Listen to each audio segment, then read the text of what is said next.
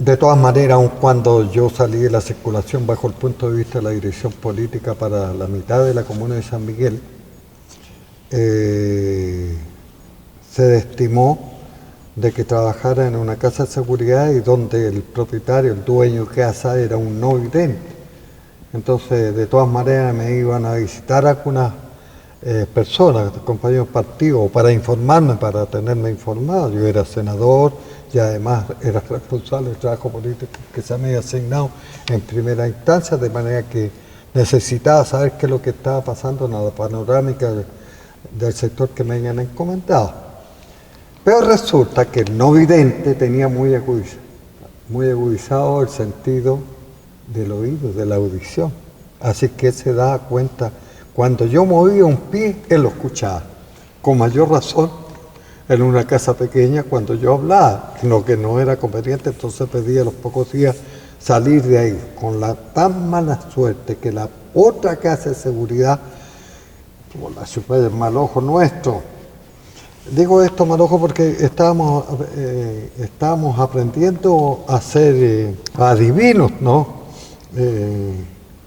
Sin haber tomado todas las medidas, como ya dije, las precauciones, lo que debía ser las precauciones primarias, el ABC, el cortapalo que debíamos tener, te fijas tú, el manual de cortapalo para un trabajo clandestino, para los revolucionarios, los que estábamos llamados a cambiar la sociedad que es nuestro país.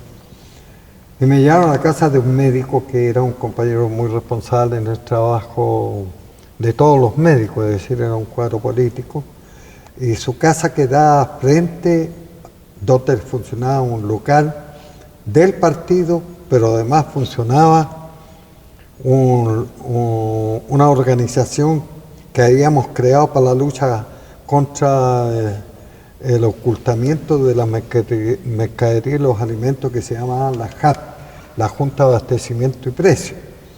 De manera que era un asunto muy elemental, es decir, a eso no podía ser una casa de seguridad como correspondía en esa altura. Bueno, precisamente la detectaron, buscando a los dirigentes de la JAP o a los dirigentes del partido, sabiendo que en esa casa vivía un doctor comunista, la mujer comunista, en fin.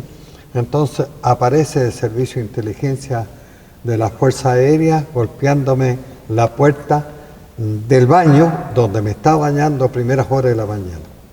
Me pregunta: ¿usted quién es? Un oficial. Soy fulano de tal. ¿Qué hace aquí? Vengo del sur y he solicitado que se me pudiera proporcionar una cama con mi querido amigo, el dueño de casa, el doctor fulano de tal. Este también va. Bastaba y sobraba como ministro de fe lo poco y nada que habíamos conversado, está todo al arbitrio del oficial.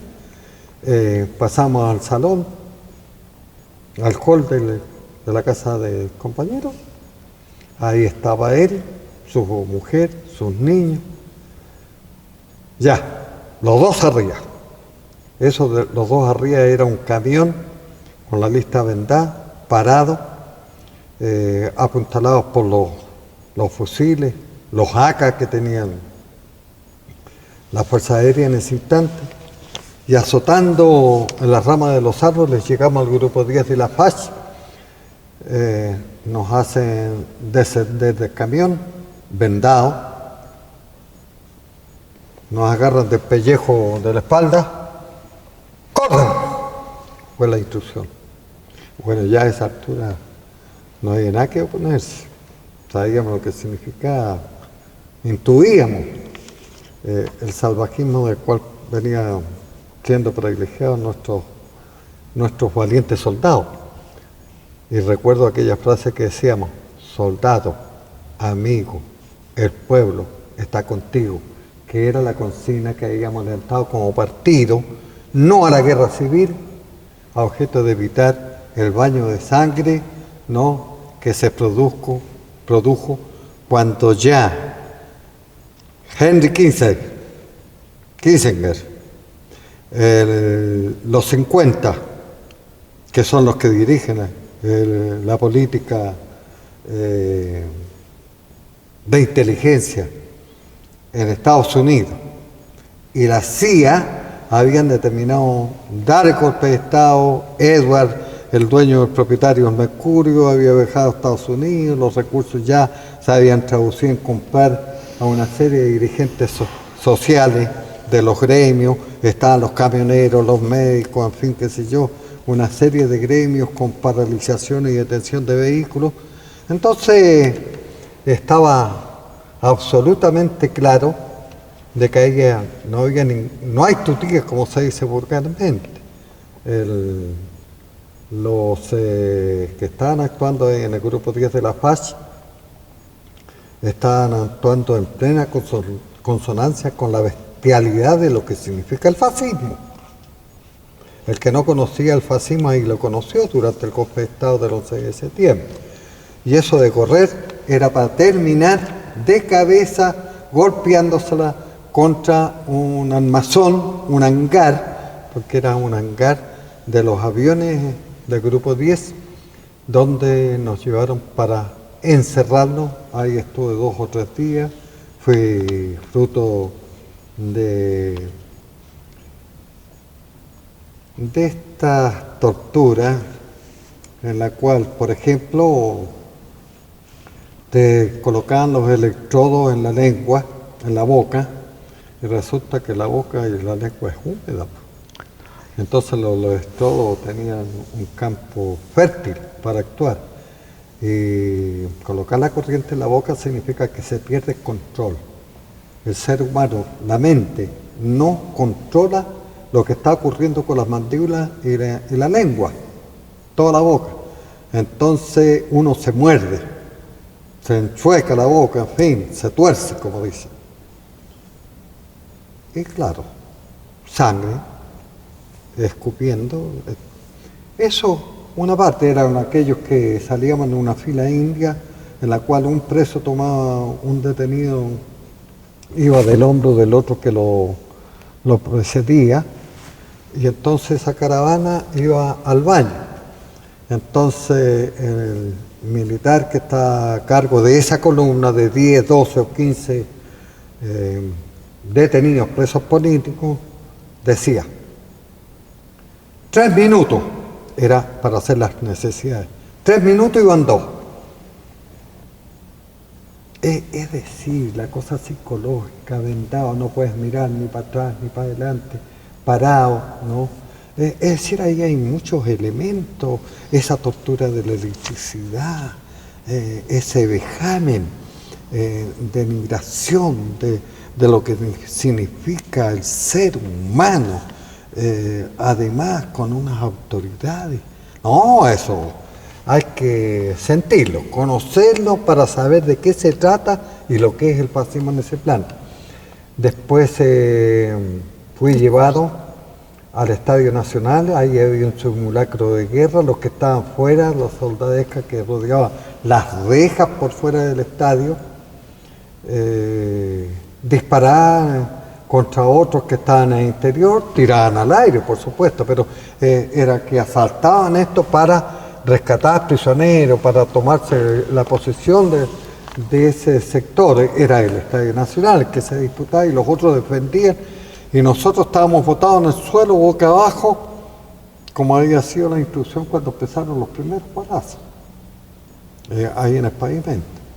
Eso para la llegada. Lo que ocurrió en el interior fue muchos libros y mucha gente se habrá referido al respecto.